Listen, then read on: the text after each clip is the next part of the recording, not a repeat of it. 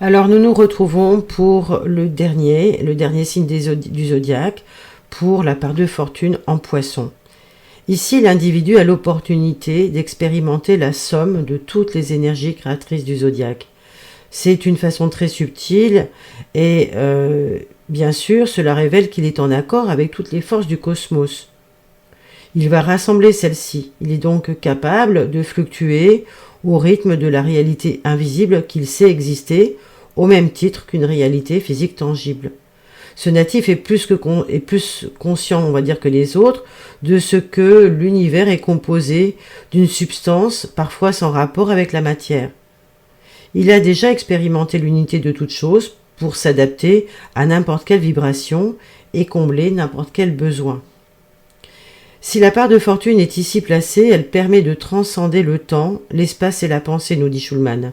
Et la puissante intuition et l'harmonisation avec les forces cosmiques qui viennent de cette part de fortune dans le 12e signe du zodiaque donnent à l'individu une qualité d'être totalement magnétique et mystérieuse. On a l'impression d'ailleurs qu'il vient de l'inconnu, qu'il connaît intimement l'inconnu, qu'il respire l'inconnu. Ça, c'est moi qui l'ajoute, mais en fait, c'est ce que je comprends de ce que Schulman nous transmet.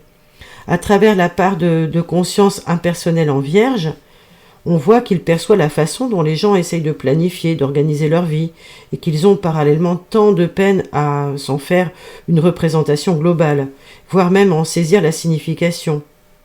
Il connaît aussi les restrictions d'une conscience finie où la réalité ne dépend pas de ce que l'on voit, de ce que l'on touche, de ce que l'on ressent émotionnellement.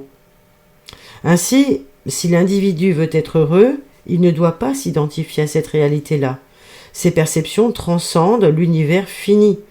Les dimensions du temps et de l'espace ont peu d'effet sur la qualité infinie de tout ce qu'il perçoit. Alors quelle joie pourrait être plus grande que celle de ressentir l'éternelle unité de Dieu?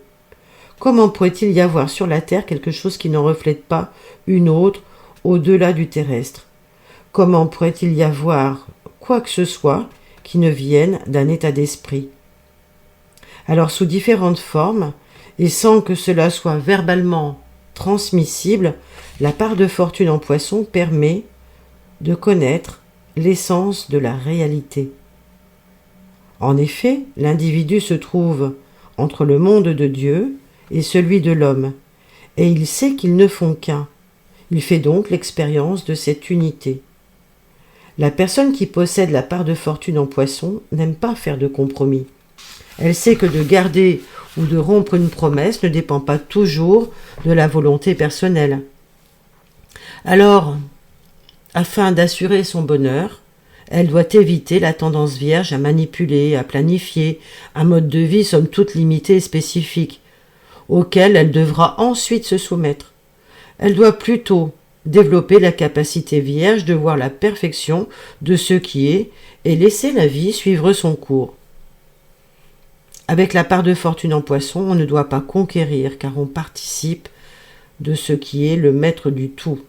On n'a pas à se soumettre car on réalise qu'il n'y a rien à servir et que la soumission et la conquête, n'étant que les aspects opposés d'un même concept, eh bien, la joie peut venir d'une grande compréhension silencieuse qui permettra de se laisser simplement couler dans le flux des expériences de la vie. Voilà en grande partie ce que nous livre Martin Schulman pour la part de fortune dans le dernier signe zodiacal, le signe des Poissons.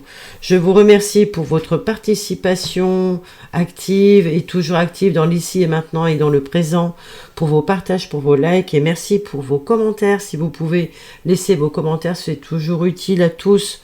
Voilà, merci à vous et on se retrouve pour la suite des partages sur Martin Schulman. Alors peut-être vous livrerai-je les aspects de cette part de fortune. Je le souhaite en tous les cas. Merci à vous